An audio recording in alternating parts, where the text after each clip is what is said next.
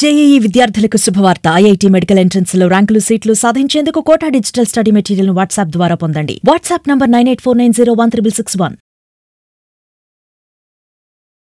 తిరుపతి ఆధ్యాత్మిక నగరానికి సుదూర ప్రాంతాల నుంచి వచ్చే భక్తుల సౌకర్యార్థం, అదేవిధంగా నగరము తిరుపతి నగరం దినదినాభివృద్ధి చెందుతోంది కాబట్టి నగర ప్రజల సౌకర్యార్థం తిరుమల తిరుపతి దేవస్థానము, నగరపాలక సంస్థ, స్మార్ట్ సిటీ సుమారు 694 కోట్లతో గరుడ వారధి పనులని ప్రారంభించారండి. ఈరోజు ఆ గరుడ వారధి 2019లో ప్రారంభించారు. 2 సంవత్సరాల్లో పూర్తి చేయాలని చెప్పి ఒప్పందం కుదుర్చుకున్నారండి. దాన్ని పని ఏదో విధంగా కరోనానో రకరకాల కారణాలతో ఆలస్యమైంది. ఆ తర్వాత పూర్తి చేశారు. ఈరోజు ఉన్న పరంగా ఆ బ్రిడ్జి మీద ఎక్స్పాన్షన్ జాయింట్స్ దగ్గర ఈరోజు ప్రాబ్లం వచ్చిందని చెప్పని ట్రాఫిక్ అంతా కూడా డైవర్ట్ చేశారు. దాంతో తిరుపతి ప్రజలకి పట్టపగలే నరకం కనపడుతోంది.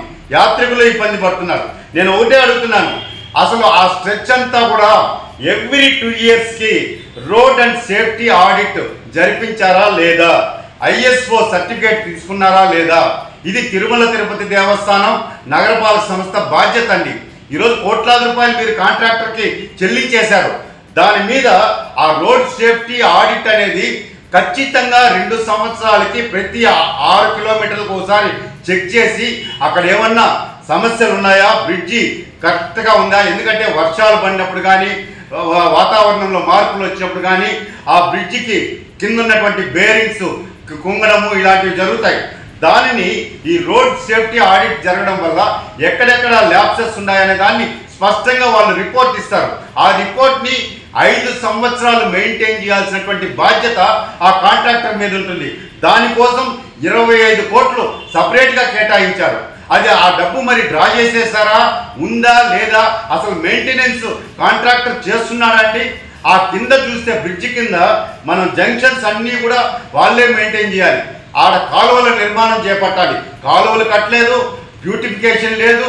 దానికోసం కోట్లు మనం శాంక్షన్ చేసి వాళ్ళకి ఇస్తున్నామా అన్నటువంటి అనుమానాలు ప్రజల్లో కలుగుతున్నాయి. ఈరోజు చంద్రబాబు నాయుడు గారు ప్రతిష్టాత్మకంగా తీసుకొని గరుడ వారధి పనులు పూర్తి చేసి ప్రజలకు అందుబాటులోకి తీసుకొస్తే ఈరోజు అత్త సొత్తు అల్లుడు దానం చేసినట్లు స్మార్ట్ సిటీ నిధులను మంచినీళ్ళలాగా ఖర్చు పెట్టేస్తున్నారు. ఈరోజు జంక్షన్లన్నీ కూడా లక్ష్మీపురం జంక్షన్ కానీ, అదేవిధంగా లీలామహల్ జంక్షన్ కానీ అసలు ఆ సరౌండింగ్స్లో బ్యూటిఫికేషన్ లేదు. వర్షం పడిందంటే చెరువుల్ని తలపిస్తుంది ఫ్లైఓవర్ కింద ప్రాంతాలన్నీ కూడా. దీనికి కారణం అక్కడ కాలువల నిర్మాణం చేపట్టకపోవడం. ఆ బాధ్యత కూడా కాంట్రాక్టర్దే కదండి. ఇది అధికారులకు తెలియదా? క్లియర్గా డేటా ఉంది. ఇలా ఈ తిరుపతి గరుడ వారధి ఎలా తయారైందంటే కళావిహీనంగా తయారైపోయింది.